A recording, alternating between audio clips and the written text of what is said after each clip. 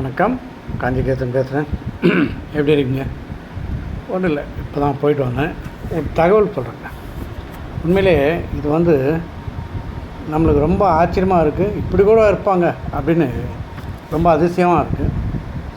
ஒரு prime minister ஒருத்தர், பிரதமர் ரெண்ட் ஹவுஸ் பார்த்துருக்கீங்களா? வாடகை வீட்டிலேருந்து இருந்திருக்காங்க. இப்போ இல்லை, முன்ன இருந்திருக்காங்க. அது மாதிரிலாம் நம்ம இந்தியாவில் இருந்திருக்காங்க. அவர் பேர் ஒரு குழு தரேன். கொஞ்சம் ஷார்ட்டாக இருப்பார், கொஞ்சம் குள்ளமாக தான் இருப்பார். லால் பகதூர் சாஸ்திரின்னு ஒரு பேர். அவர் வாடகை வீட்டில் இருந்து பிரதமர். வாடகை வீட்டில் தான் அவர் இருந்தார், ரெண்ட் ஹவுஸில். அவர் பேர் லால் பகதூர் சாஸ்திரி. ஓகேங்களா? கொஞ்சம் குள்ளமாக அந்த கேப் போட்டு, பழைய ஆளுங்களாம் தெரியும், இப்போலாம் தெரியாது. அவரை பற்றி ரொம்ப நம்ம விமர்சனமும் பண்ணுறதில்ல. அவரெல்லாம் சுதந்திர போராட்ட வீரராக தெரியல.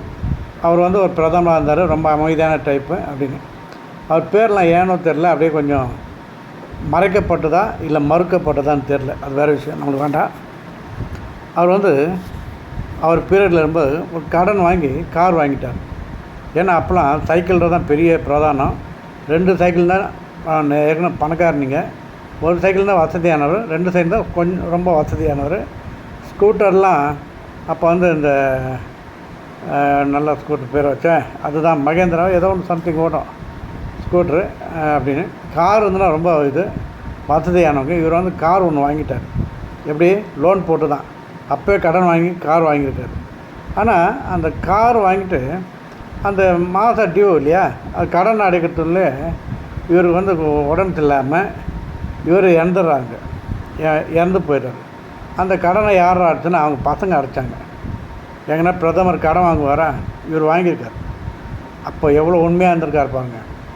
இவர் எப்படி அது இறந்தால் அந்த கடனை பசங்க அடைச்சாங்க. இன்னொன்று என்னென்னா, இவர் ரஷ்யா பிரதமராக இருக்கும்போது ரஷ்யாவில் போய் ஒரு ஒப்பந்தத்தில் கையெழுத்து போடுறாரு. ஒரு இதில் போட்டு அன்றைக்கி நைட்டு சடனாக இறந்துடுறார். ஹார்ட் அட்டாக் தான் இருக்கும், அது சரியாக தெரில. ஹார்ட் அட்டாக்கில் இறந்துடுறார். இறந்த உடனே அவருடைய உடலை விமானம் மூலமாக அங்கே ரஷ்யாவிலேருந்து இந்தியாவுக்கு அனுப்புகிறாங்க. அது யார் எடுத்துன்னு வராங்க தெரியல. அப்போல்லாம் அந்த ஆம்புலன்ஸ்லாம் கிடையாது இல்லையா, மிலிட்ரி இதில் போய் எடுத்துறாங்க. அந்த உடலை யார் எடுத்துகிறாங்கன்னா, சொல்கிறேன் பாருங்க, அந்த உடலை தோளில் சுமந்து வந்தது யாருன்னா ரஷ்ய அதிபர். அவர் பேர் கோசிஜின் அப்படின்னு ஒருத்தர் இருக்கார். அதெல்லாம் எனக்கு தெரியாது, அப்போ இருந்திருக்காங்க. அவர் ரஷ்ய அதிபர்.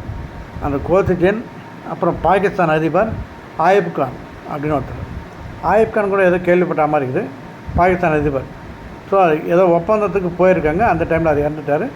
அதனால் இவர் உடம்பு அவங்க எடுத்தாந்து இந்தியாவுக்கு விமானம் மூலம் அனுப்பிச்சிருக்காங்க. அதுதான் விஷயம். அவரை பற்றி இன்னொன்று சொல்கிறேன் பாருங்களேன். அவர் கட்சியில் அப்போல்லாம் அந்த காங்கிரஸ் கட்சின்னு ஒன்று இருந்தது இல்லையா, அதில் தான் அவர் உறுப்பினராக இருந்தார். அந்த காங்கிரஸ் கட்சியில் ஃபுல் டைம் ஜாபில் இருந்தார். முழு நேர வேலைன்னு சொல்லுவாங்க அந்த கட்சியிலுக்கு. முழு நேர வேலையாக இருக்கும்போது அவர் சம்பளம் எவ்வளோ கொடுத்தாங்கன்னா வெறும் 40 ரூபா கொடுத்தாங்க. இப்படியே அவர் காலகட்டத்தில் அப்படி போகும்போது 40 ரூபா வச்சுட்டு அவர் குடும்பம் பண்ணியிருக்கார். இப்போலாம் 40 ரூபா ஒரு வேலைக்கே போயிடும். டீ சாப்பிட்டா 40 ரூபா காலி ஆகிடும். அது மாதிரி விஷயம். ஏன்னா அப்போ பொருளாதாரம் மக்கள் தொகை கம்மி. இப்போ அதனால் அப்போ 40 ரூபான்றது ரொம்ப பெரிய அமௌண்ட்டு. அதனால் அந்த 40 ரூபா தான் அவர் சம்பளம்.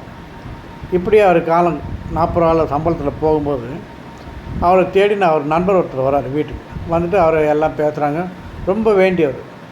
அப்படி பேசிட்டு இருக்கும்போது அவர் சரி நீ வந்தார், சரி சாப்பிட்டு போட்டோன்னு சாப்பிட்டு போகும்போது கடனாக ஒரு 50 ரூபா கொடுன்னு கேட்குறாரு.